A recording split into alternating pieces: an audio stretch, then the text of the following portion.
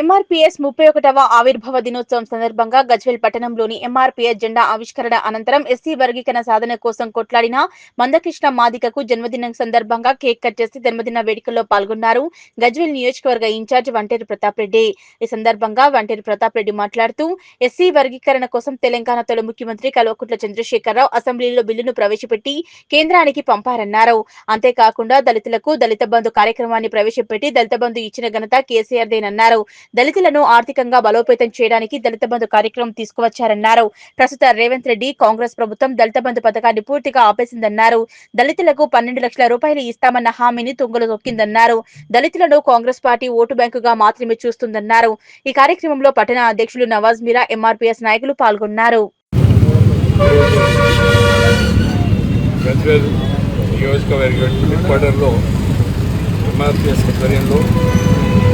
MRPS 31 సంవత్సరాలు పూర్తి చేసుకున్న సందర్భంగా ఏర్పాటు చేసినటువంటి కార్యక్రమం రాష్ట్ర వ్యాప్తంగా దేశవ్యాప్తంగా ప్రతి పల్లెలో కూడా జెండా ఎగిరే కార్యక్రమం తీసుకున్నట్టే మందకృష్ణ మాదిగ గారి విజన్ దేశంలో ఉన్నటువంటి దళిత సామాజిక వర్గమంతా కూడా చైతన్యం పరచడానికి ఇదొక ఉదాహరణ.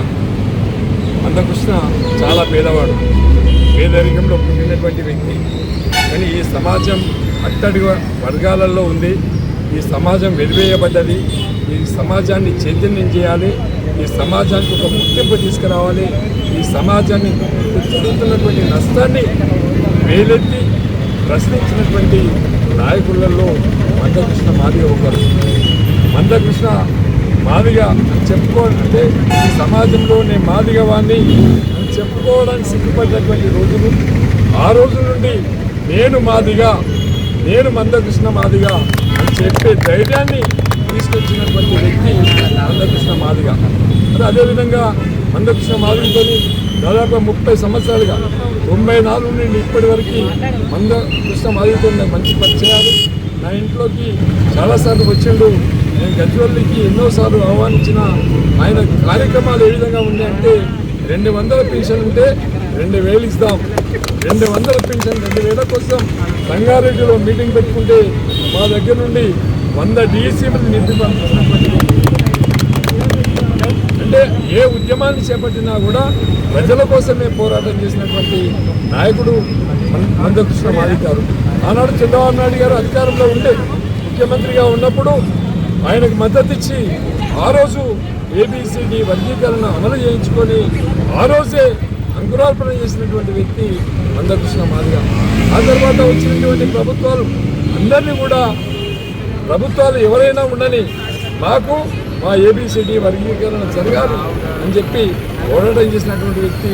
ఆ తర్వాత కేసీఆర్ గారు అధికారంలోకి వచ్చినప్పుడు అసెంబ్లీలో ఒక తీర్మానం చేసి కేంద్ర ప్రభుత్వానికి పంపించి మరి కేంద్ర ప్రభుత్వం కూడా ఆయన ఒత్తిడి తీసుకొచ్చినటువంటి నాయకుడు కేసీఆర్ గారు. మరి ఏ విధంగా ఏ ప్రభుత్వంలో ఉన్నా కూడా ఆ ప్రభుత్వాలతో కలిసి ఆఖరికి లాస్ట్ బీజేపీ నాయకుడు మోడీ గారితో కూడా పబ్లిక్ మీటింగ్ ఒకటి పెట్టుకొని ఒత్తిడి తీసుకొచ్చి సుప్రీంకోర్టు ద్వారా ఆయన యొక్క ఆశయాన్ని నెరవేర్చుకొని ఇలా చైతన్యం చేసినటువంటి వ్యక్తులలో మందకృష్ణ మాదిగ గారు. ఇలా పద్మశ్రీ అవార్డు వచ్చిందంటే ఆయన మరో అంబేద్కర్. ఎందుకంటే ఈ సమాజం కోసం పోరాటం చేసిన నాయకులలో అంబేద్కర్ తర్వాత మందకృష్ణ మాదిగనే ఉంటుందని చెప్పి నేను గల్లా గుడ్డి చెప్తా, బల్లా గుడ్డి కూడా చెప్తాను. అది సమాజం కోసం అల్బెర్గా పోరాటం చేసి ఎన్నో రాజకీయ ఒడిదుడుకులు వచ్చినాయి, ఎన్నో రాజకీయ పార్టీలు ఒత్తిడి తీసుకొచ్చినాయి. అయినప్పుడు కూడా వెనుకడుగు వేయకుండా సమాజం కోసం కష్టపడినటువంటి మందకృష్ణ మాదిగ. మందకృష్ణ మాదిగ ఏదైతే ఆశయాలు మీ అందరూ కూడా ప్రతి ఒక్కరం కూడా కులాలకు అతీతంగా మతాలకు అతీతంగా మనం పోరాటం చేయాలి.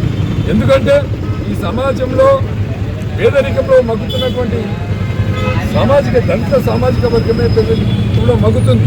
వాళ్ళకే అక్షరాస్యత కావచ్చు, ఆర్థికంగా కావచ్చు వెనుకబడ్డటువంటి సామాజిక వర్గం. కాబట్టి ఈ సామాజిక వర్గం ముందడుగులో ఉండాలంటే ఇంకా పోరాటం చేయాల్సినటువంటి అవసరం ఉంది, ఇంకా ముందుకెళ్లాల్సినటువంటి అవసరం ఉంది. మరి మీరు కూడా దళిత కాలనీలలో చదువుకున్న పిల్లల్ని ఎంకరేజ్ చేసి చదివే లక్ష్యంగా ముందుకెళ్ళే ప్రయత్నం చేయాలి. ఎదుటి మనిషిని గౌరవించే విధంగా ఉండాలి, ఎదుటి మనిషిని ప్రేమించే విధంగా ఉండాలి.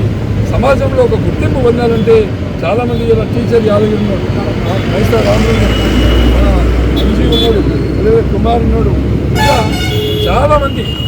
చాలామంది నిరుద్యోగులు ఉన్నారు. ఉద్యోగ అవకాశాలు రావాలంటే గవర్నమెంట్లోనే కాదు, ప్రైవేట్లో కూడా, ప్రైవేట్ ఇండస్ట్రీలో కూడా రిజర్వేషన్లు రావాలి. వచ్చినప్పుడే ఈ సమాజానికి న్యాయం జరుగుతుంది. నేను మందకృష్ణ మాదిగ గారు కూడా తప్పకుండా నేను వీక్ 10 డేస్లో కలుద్దామనుకుంటున్నా.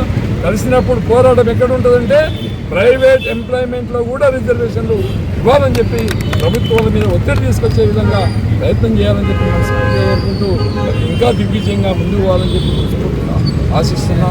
జై మాదిగ.